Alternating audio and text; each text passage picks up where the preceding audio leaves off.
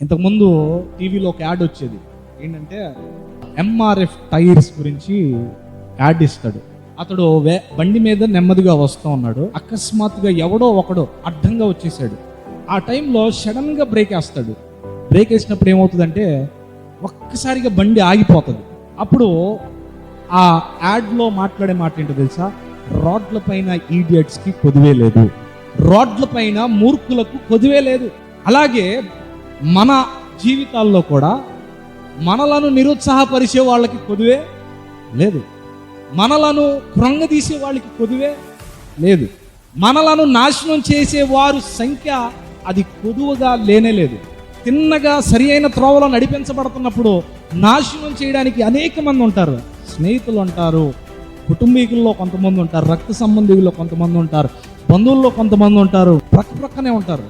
కానీ చాలా రేర్గా నీ దగ్గర ఉండేది ఎవరో తెలుసా?